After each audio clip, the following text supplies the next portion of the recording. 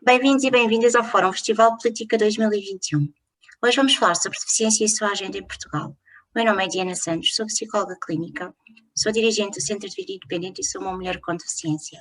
Hoje vou estar a moderar esta conversa ao convite da nossa querida Raquel, bem, embaixadora também deste festival, e é com muito gosto que vos apresento aqui os nossos convidados.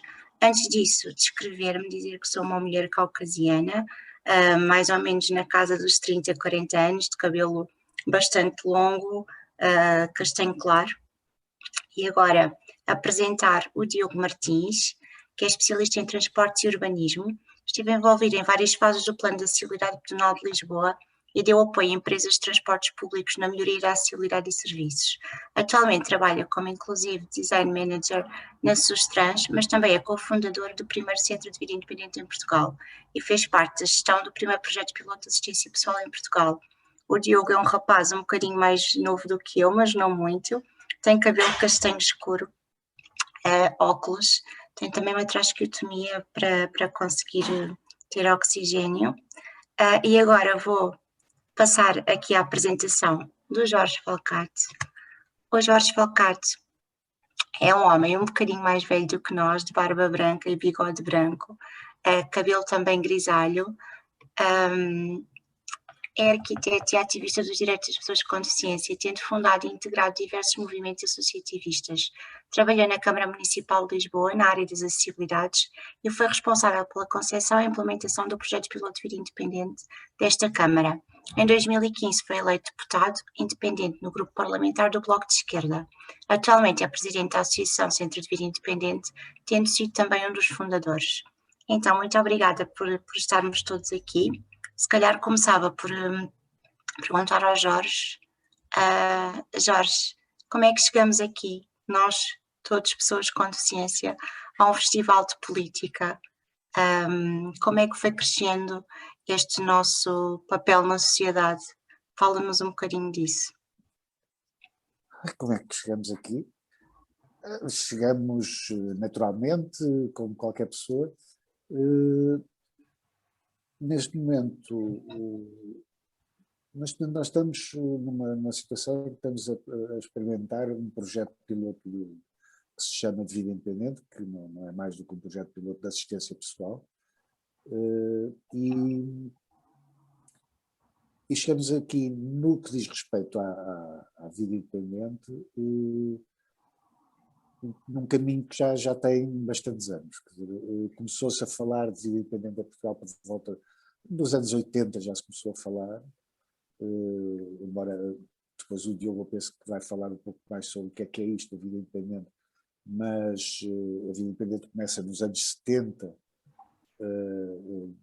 de maneira que nós andámos um pouco atrasados, não é? Como sempre. E nos anos 80 lembro-me de haver uma conferência da Associação Portuguesa de Deficientes em que estiveram cá ativistas de Inglaterra e da Alemanha para falar um pouco sobre o que era a vida independente. Eu lembro que nessa altura aquilo soube assim uma coisa um pouco estranha. Não a percebi, não me lembro de não me ter apercebido bem da importância daquilo que nos estavam a comunicar, mas pronto, foi assim o primeiro contacto que pelo menos eu tive com a filosofia de vida independente. Depois, já na Estratégia Nacional para a Deficiência, 2011, 2013, já aparecia a intenção de se promover um projeto piloto de vida independente. Como quase sempre nestes documentos de estratégia, a maior parte das coisas não foi cumprida, a maior parte das ações que estavam previstas, e esse projeto piloto de vida independente ficou no papel. Depois, podemos marcar com outra altura que penso que foi importante, foi a formação do movimento dos deficientes indignados, que foi um grupo de ativistas que acharam que era a altura de fazer um movimento de um tipo um pouco diferente, mais politizado, quer dizer, isso, se calhar falaremos também mais à frente, da necessidade da politização dos movimentos ativistas da área da ciência, um movimento que se fundasse naquilo que nós chamamos o modelo social, que no fundo, em poucas palavras diria que é que se entende que a opressão e a exclusão a que as pessoas com deficiência estão sujeitas tem origem na forma como a sociedade está organizada. E isto leva à conclusão lógica de que é necessário intervir politicamente na alteração da sociedade para que acabe esta opressão, que acabe esta exclusão. E foi este movimento que, no fundo, pôs na ordem do dia a questão da vida independente, a questão da introdução, ou da necessidade de alterar os paradigmas das políticas que em Portugal eram e continuam, de certa maneira, a ser médico-reabilitadoras ou institucionalizadoras, para a necessidade, alertar para a necessidade de implementar políticas baseadas numa filosofia diferente, num paradigma diferente da vida independente. E foi nessa altura que fizeram uma ação em que se iniciou uma greve de fome do Eduardo Jorge, que anuncia o início de uma greve de fome. O governo, nessa altura, o governo de Passos Coelho, reúne connosco e promete uma série de coisas.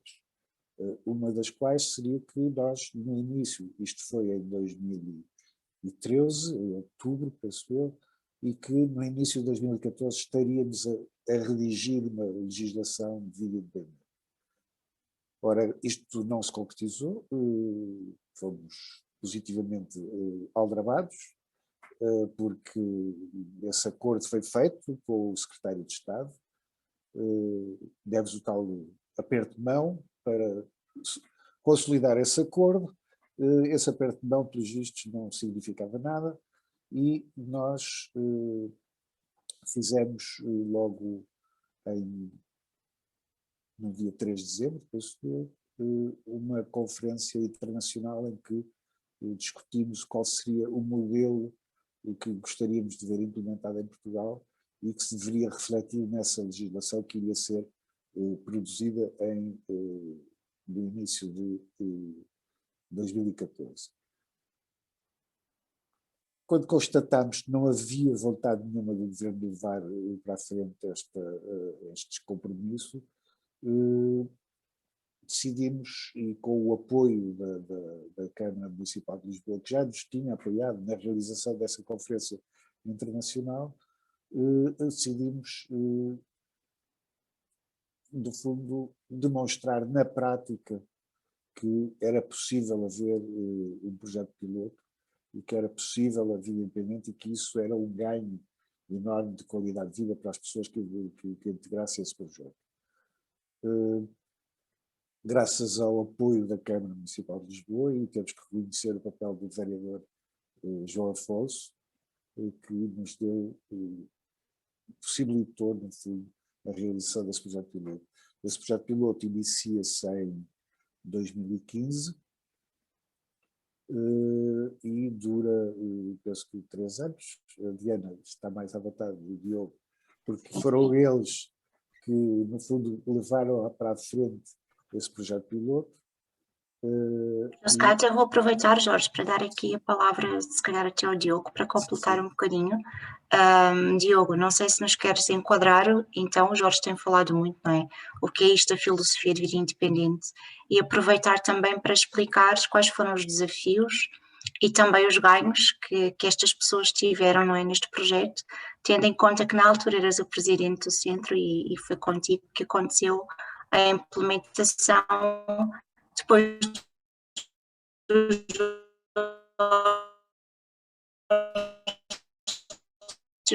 Portanto, nós temos estado a falar em vida independente, o Jorge já falou nisto várias vezes, mas o conceito não se limita só à assistência pessoal, portanto, a vida independente que eu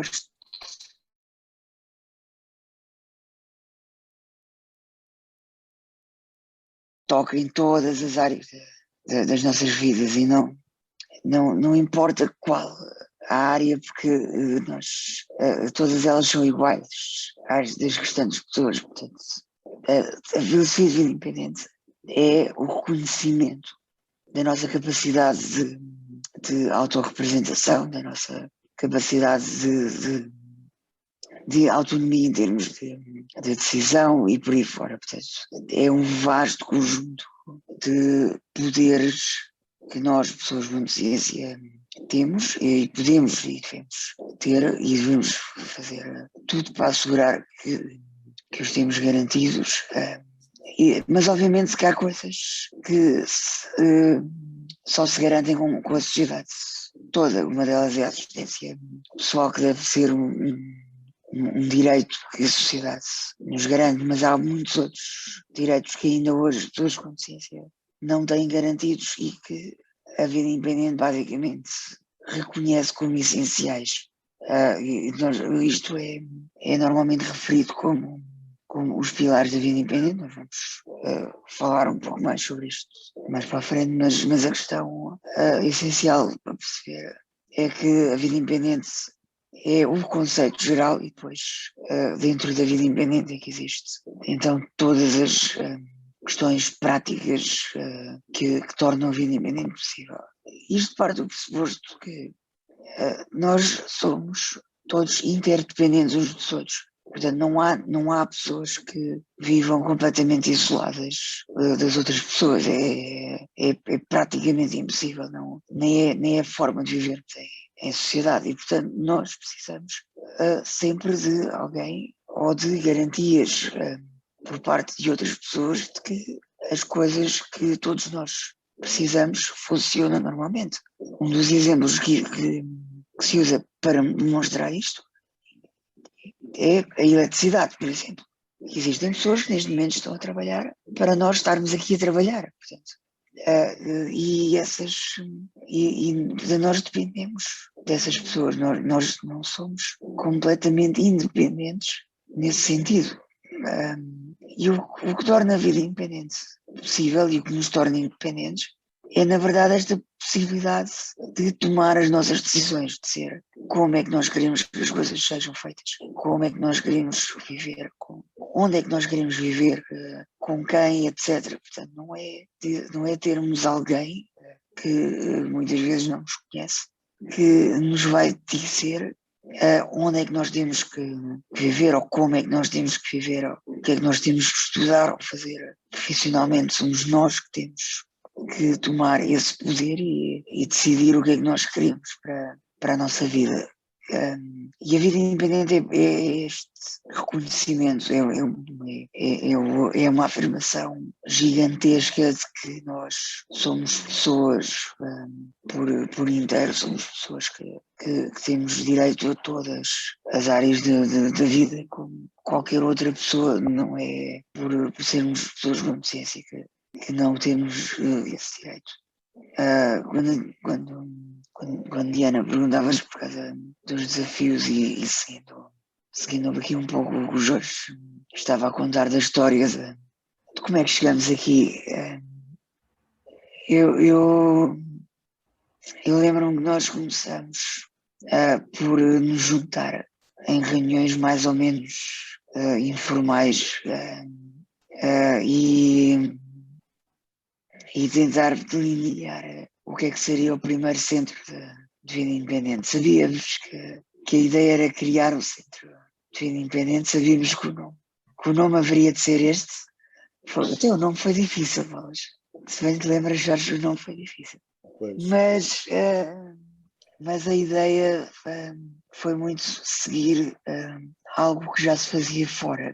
Ou seja, noutros países também começou-se de forma semelhante, portanto as pessoas com deficiência juntaram-se e lutaram para ter assistência pessoal nos respectivos países.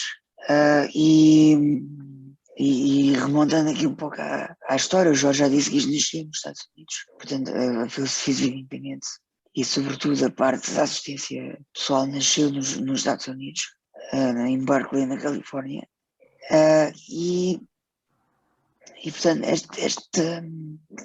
esta questão nasceu da luta das pessoas com deficiência, da luta e necessidade que surgiu por parte das pessoas com deficiência de quererem ter uma vida como a das outras pessoas, poderem estudar, poderem trabalhar, poderem constituir família como qualquer outra pessoa.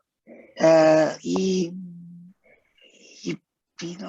nós basicamente repetimos o processo. Nós, como já disse, tivemos todas as ações de luta até chegar ao momento em que houve esta oportunidade de, conjuntamente com a Câmara Municipal de Lisboa, de criar o primeiro Centro de Vida Independente e criar o primeiro projeto de assistência pessoal em Lisboa.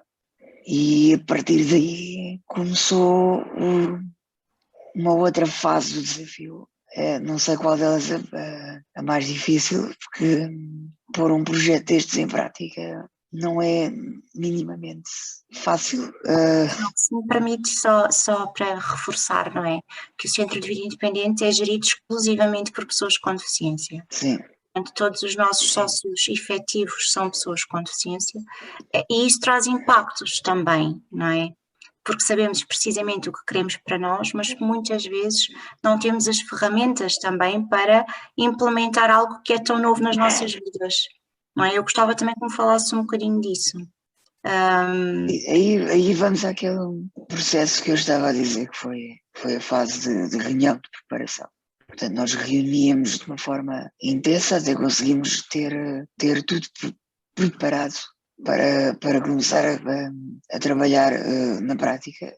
E essa fase eu acho que foi uma das fases mais importantes que nós tivemos no Centro de Vida Independente, porque foi onde realmente definimos não só esta regra de que só as pessoas com deficiência que podem ser sócios e podem, portanto, tomar decisões em termos de estrutura, como também toda a definição daquilo que seria o primeiro projeto. Portanto, todas as primeiras regras que surgiram para este projeto, a forma de trabalhar, os procedimentos por aí fora, tudo isto surgiu a partir dessas reuniões com pessoas com deficiência e foi uma das coisas mais interessantes de fazer, porque eu acho que foi onde todos nós acabamos por nos empoderar uns aos outros. Diogo, mas se não te importas, Sim. eu gostava também de reforçar essa questão, que é a vida independente também é uma questão de poder. Uhum. E a passagem do poder da parte daqueles que tradicionalmente tinham o poder, que eram os técnicos, os médicos, os trabalhadores, os assistentes sociais, que determinavam a vida das pessoas com deficiência. A passagem do poder das mãos dessas pessoas para as mãos das pessoas com deficiência é um processo que não é fácil. É um processo em que as próprias pessoas com deficiência têm, quando a Diana há bocado falava do tal empoderamento, é uma palavra que não gosto muito, mas tem o seu significado, o que é um facto, quer dizer, que as pessoas deixam de ser o objeto de cuidados para terem na sua mão o poder de decidir a sua vida. E isto nem sempre é pacífico, quer dizer, há um processo de aprendizagem que é muito importante, quer dizer, e é isso que no Centro de Vida Independente nós pretendemos também fazer, que é, entre os pares, fazer esse processo de crescimento, de tomar o poder nas mãos e decidir da sua vida, da sua vida e da alteração social que é necessária fazer. Quer dizer, isso é muito importante nós frisarmos que este processo é um processo que demora o seu tempo e que também é um processo que às vezes não é nada fácil. Não é? Sim, eu acho que é um processo que, passados estes anos, nós estamos a falar, portanto, isto tudo começou em 2015 e já vamos a caminho do 6º ano de existência, portanto, eu acho que este processo ainda está a decorrer e ainda vai ter mais alguns anos a decorrer, portanto não é nada simples, não é uma coisa imediata, mas é um processo que é necessário, é algo que, ou seja, se não fosse esse processo de empoderamento, o Centro de Vida Independente neste momento não funcionava, não era possível fazer aquilo que nós fazemos da maneira como nós fazemos. E eu acho que isso é o que torna diferente aquilo que se fez até agora, porque uma coisa é o que o Jorge estava a dizer, que é termos organizações que já existiam antes e fizeram o seu trabalho e continuam a fazer o seu trabalho, e essas organizações tiveram sempre esta perspectiva de ser organizações controladas por pais ou por outras pessoas ou profissionais da área da saúde, sobretudo, que definiam como é que as coisas funcionavam por aí fora, e depois as pessoas com deficiência eram incluídas alguns no meio do processo, se fossem incluídas. E isso leva a que, no fundo, não haja este poder sobre a nossa vida, este poder de decisão, este poder de sabermos o que queremos e definirmos exatamente como é que queremos que as coisas funcionem para nós.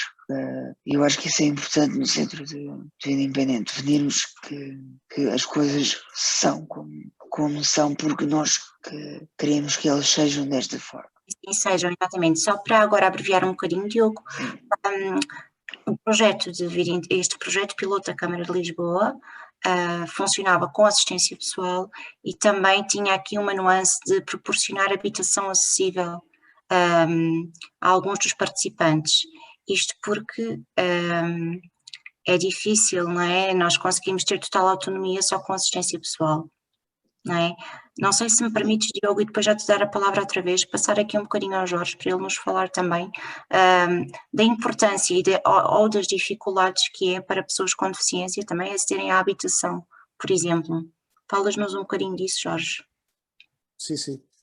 Como o Diogo disse há bocado, não é possível haver vida independente se não se realizar uma série de condições, porque para que a pessoa com deficiência tome o poder de decidir sobre a sua vida, tem que ter uma série de instrumentos e de condições para poder exercer esse poder. Das áreas que são importantes e que são fundamentais é a questão da habitação. E isto porquê? Porque, primeiro, se forem pessoas com deficiência com mobilidade condicionada, é muito complicado arranjar uma habitação que seja adequada. Nós já temos legislação de acessibilidade já nem sei há quantos anos, mas o que é um fato é que é difícil para uma pessoa com mobilidade condicionada encontrar uma habitação que seja adequada. E aquelas que encontra são de um standing muito mais elevado.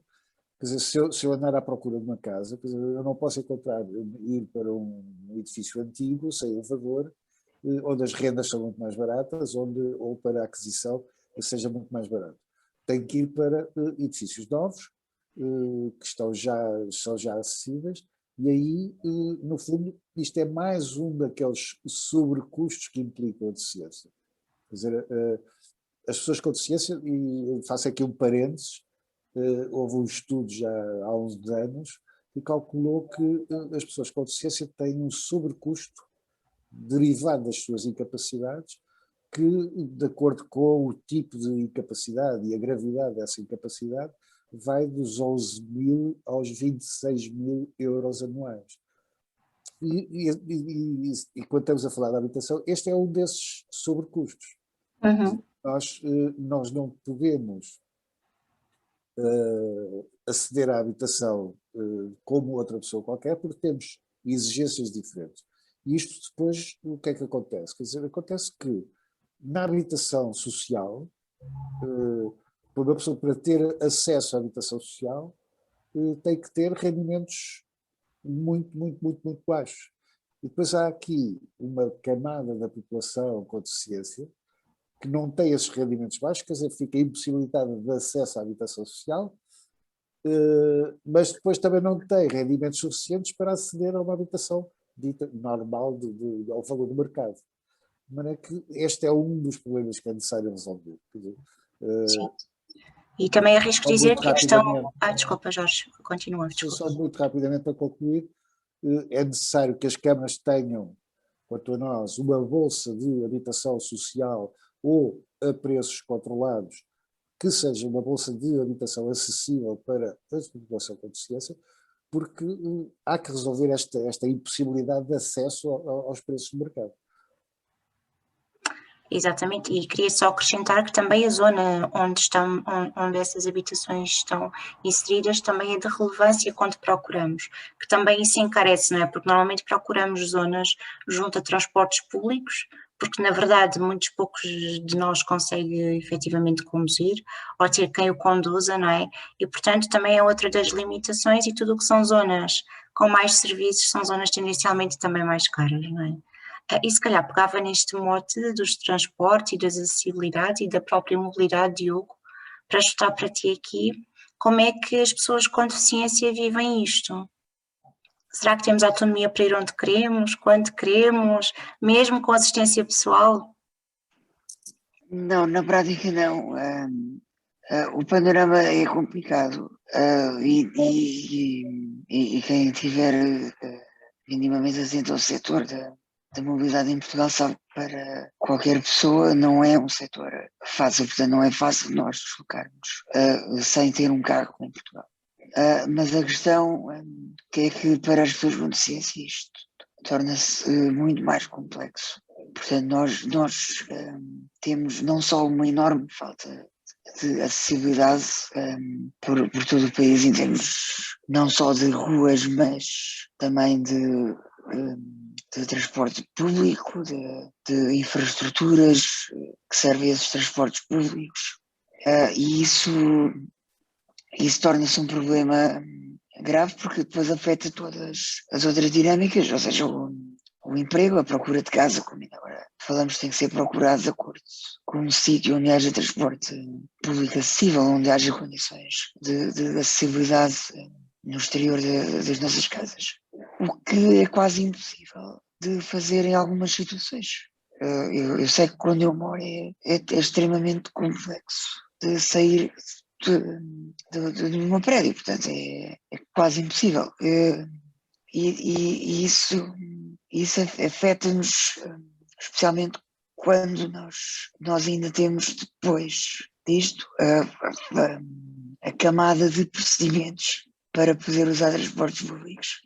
Ou seja, por exemplo, se precisarmos de usar comboios, seja de que empresa for, precisamos sempre de fazer marcações, precisamos sempre de esperar que alguém nos vá colocar rampas para aceder aos comboios, precisamos de saber exatamente quais são os autocarros que são acessíveis ou não são acessíveis. Precisamos, quando viajamos para fora, por exemplo, precisamos de fazer marcações com as companhias aéreas para essas viagens. Precisamos também de marcar fora com as empresas ferroviárias, no caso de viagens de longa distância. Portanto, existe toda uma série de procedimentos e de complicações que torna tudo bastante complexo. E depois, ainda para mais, existe esta questão de que nem sempre os meios de transporte, sobretudo veículos, estão devidamente preparados para acomodar as nossas necessidades da melhor maneira. Portanto, há aqui esta falta de interação entre os operadores que gerem as redes e os veículos e os serviços, e as pessoas que efetivamente usam estes serviços. É por isso que, por exemplo, os espaços para as pessoas em cadeira de rodas poderem ir nos autocarros, por vezes são mais pequenos do que aquilo que é a necessidade real das pessoas. Porque as cadeiras são grandes, independentemente de serem elétricas ou não, e portanto precisam de espaço. Nós necessitamos desse espaço. E o mesmo se passa noutros veículos, seja eles comboios, aviões, ou o que for. Portanto, é um dos grandes problemas. E obviamente temos um problema enorme de falta de acessibilidade generalizada em termos de meio urbano, ou seja, as nossas cidades foram construídas sobretudo a pensar nos carros e como é que os carros se movem e a forma de os mover o mais rápido possível pela cidade e não exatamente nas pessoas.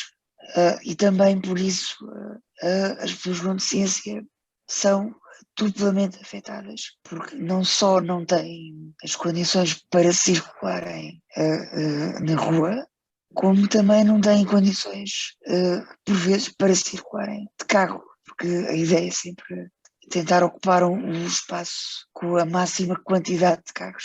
Isso leva a que, por exemplo, não haja, em alguns sítios, não haja estacionamento para pessoas com dístico, de mobilidade condicionada, e isso restringe-nos o movimento, porque nós efetivamente precisamos desses espaços, necessitamos isso que pode parecer uma comodidade, mas que no fundo não é.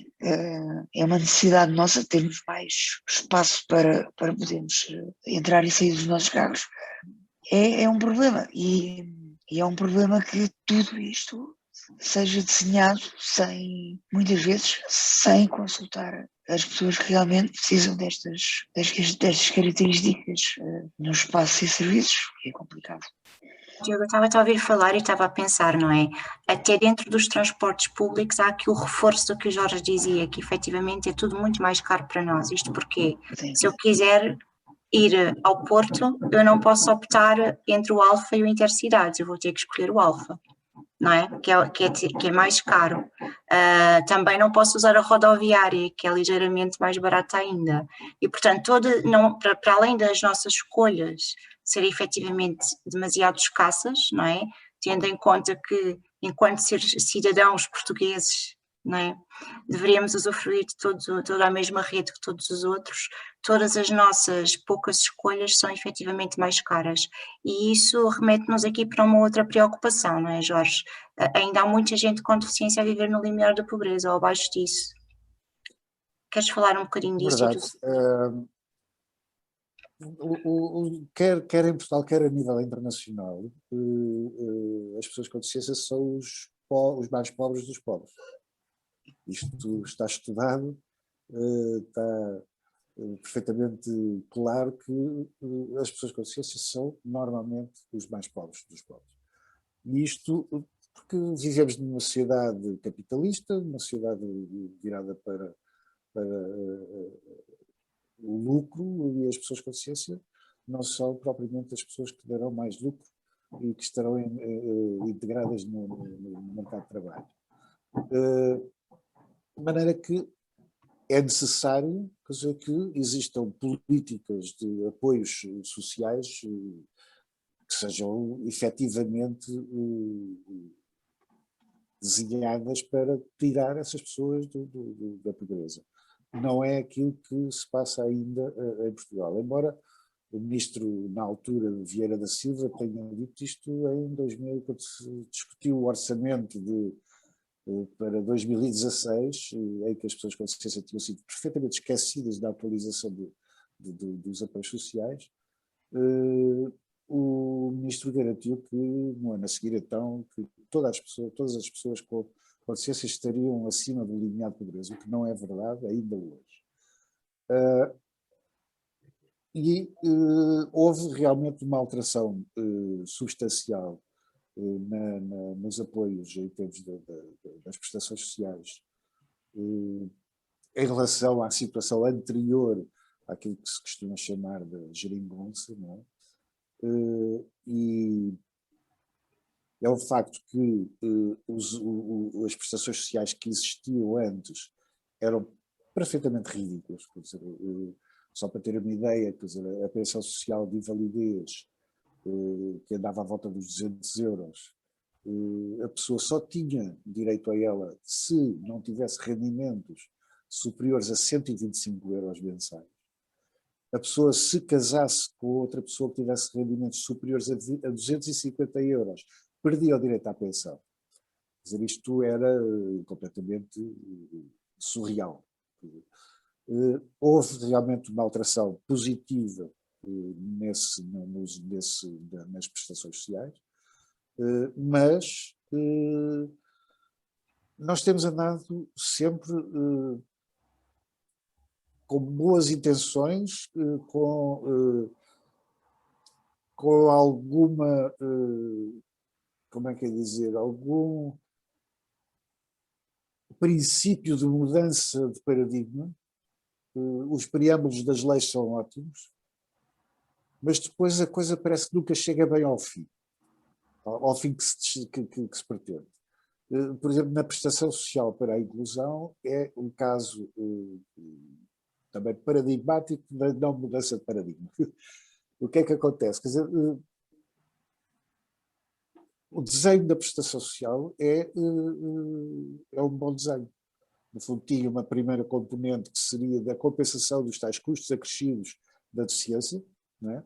No fundo, seria uma prestação que deveria ser universal para todas as pessoas com deficiência, porque no fundo estaria a compensar os custos acrescidos, que há bocado já falei, que vão de 11 mil a 25 ou 26 mil euros anuais, e que esta prestação não compensa de maneira nenhuma, mas que era um começo de compensação desses custos, mas seria a tal componente base, e esta componente base depois ficou a meio caminho, porque no fundo só as pessoas com mais de 80% de capacidade é que a recebem por inteiro. As pessoas que têm entre 60% ou 80% de capacidade, aqui já existe uma condição de recursos. Quer dizer, se a pessoa ganhar mais do que uma determinada quantia, já não recebe esta componente base. Logo, a pessoa não compensa custos nenhuns dos tais sobrecustos existentes. Depois, por outro lado, existia também neste desenho uma questão que era importante, que era o tal complemento. E este complemento iria, no fundo, permitir que a pessoa recebesse mais uma determinada quantia, de maneira a ultrapassar o tal limite do limiar de pobreza. O que é que acontece? Acontece que na atribuição do complemento já entra o rendimento do agregado familiar todo. Já não é só o rendimento da pessoa com deficiência. Logo, se entra o rendimento do agregado familiar, quer dizer que entra os pais, entra toda a gente que mora lá naquela casa. E continua-se a perpetuar aqui ciclos, não é, de dependência familiar.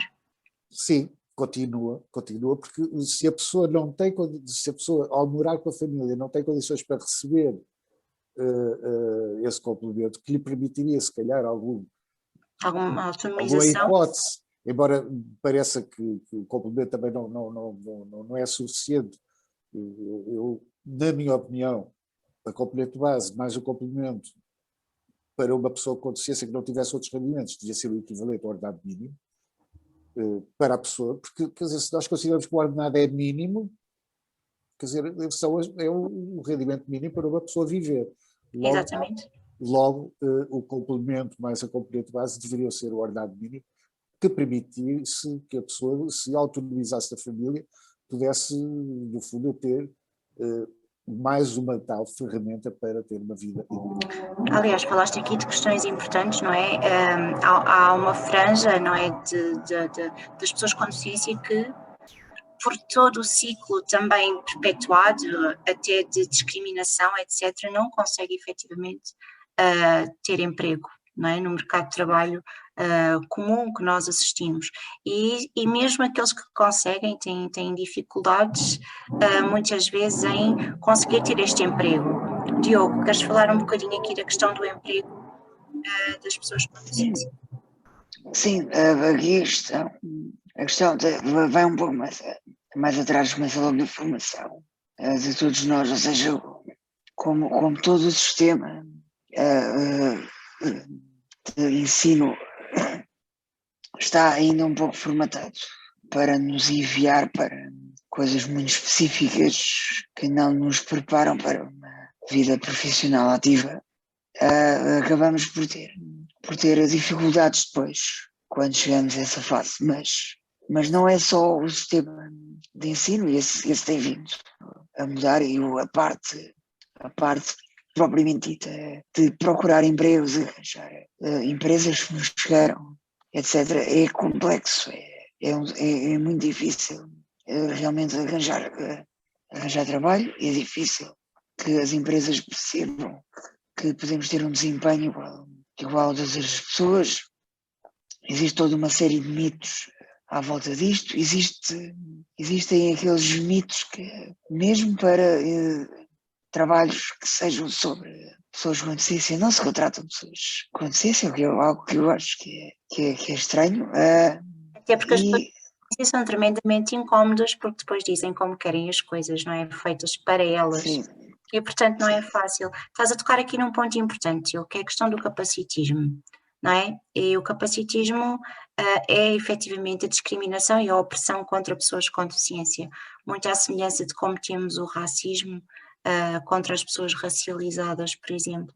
E efetivamente temos uma lei, não é, Diogo? Uma lei que até promove aqui um sistema de cotas para pessoas com deficiência. Sentes que esta lei é eficaz ou é mais uma lei muito bonita no papel e que não tem a lei está bem pensada. A questão tem mais a ver com por um lado, a nossa cultura, né? Nós temos a cultura de furar todas as leis. Portanto, é uma cultura portuguesa e não há volta a dar. A outra questão tem a ver com a fiscalização em si, ou seja, a lei existe, estipula como é que se faz e estipula as cotas, quer seja para o Estado, quer seja para empresas do setor privado, mas depois não há uma fiscalização ativa sobre este tipo de procedimentos, ou seja, é possível que as empresas continuem a promover concursos para recrutamento sem incluir uma cota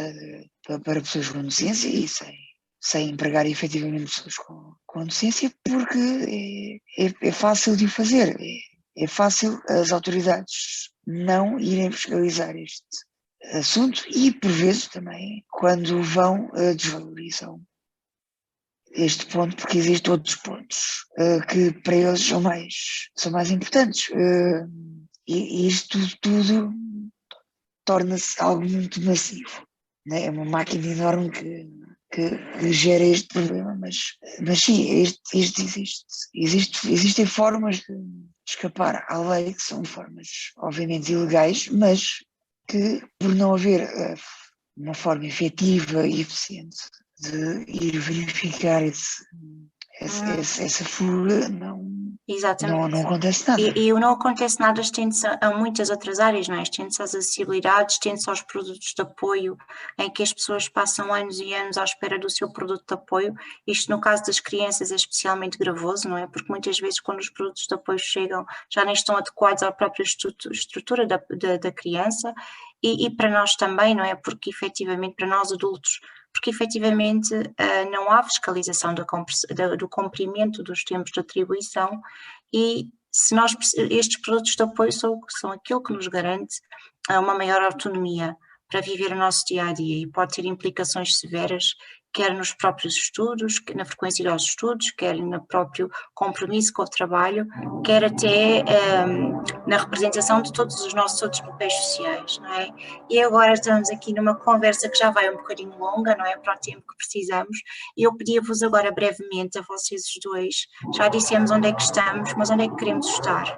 E eu pedia especialmente ao Jorge que dissesse onde é que queremos estar, e depois pedi ao Diogo para ir pensando também aqui em algumas dicas para quem nos está a ouvir que não tenha deficiência, para se aliar a nós e para também nos ajudar aqui na nossa luta, tendo em conta que direitos humanos são para todos. Jorge, onde é que queremos estar? Para onde é que queremos ir? Onde é que nós queremos estar? Olha, eu acho que o nosso programa político é um programa muito simples, ele está escrito. É a aplicação da Convenção dos Direitos das Pessoas com Deficiência. Quer dizer, é muito fácil, quer dizer, é ler a Convenção e dizer como é que nós vamos tornar estes direitos efetivos. E é isto, muito simples, do ponto de vista político, é de uma simplicidade extrema. Agora, depois é preciso passar isto à prática e é preciso haver vontade política de passar isto à prática. E é preciso, por outro lado, da parte das pessoas com deficiência, a consciência de que tem que ser as pessoas com deficiência a provocar esta mudança. E esta mudança só é possível, e esta tomada de consciência das pessoas com deficiência é necessária para que esta mudança seja possível.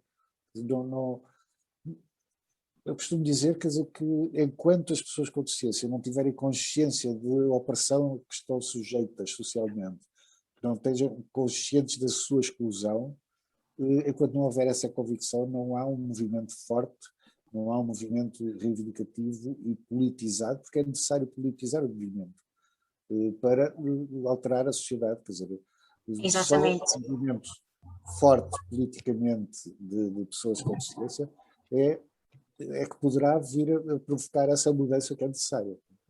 E esse sentir também só evolui consoante as pessoas forem tendo a oportunidade de desempenhar os seus papéis, não é? Todos os seus papéis sociais. Diogo, como é que a comunidade civil, aqui muito brevemente em 2 minutos, como é que a comunidade civil nos pode ajudar nesta luta? Ou se pode aliar a nós nesta luta? Eu ia pegar precisamente naquilo que estavas a dizer, de só estando presente, não é? Só não estando presente e fazendo por isso é que as coisas funcionam. Eu acho que a sociedade civil tem aqui um papel muito importante que é o de nos, ou seja, parar de não nos deixar estar representados, ou seja, a sociedade civil tem esta função de que só nos vai ajudar se nos incluir em tudo. E quando digo em tudo é mesmo, é literalmente em tudo, portanto, não é só nas coisas que nos dizem respeito, mas é em coisas também elas banais, por exemplo, a questão da representatividade em programas de televisão, em espetáculos, etc., que quase nunca tem pessoas com deficiência, ou quando tem somos tremendamente mal representados e isso é importante para termos essa noção de referência, termos referências de outras pessoas, termos referências do que é que podemos ou não podemos ser, porque essa falta de referência que leva também àquilo que o Jorge estava a dizer, que era esta questão de nós não estarmos empoderados, não termos esta vontade de fazer mais e perceber a opressão que temos. Isso é complexo.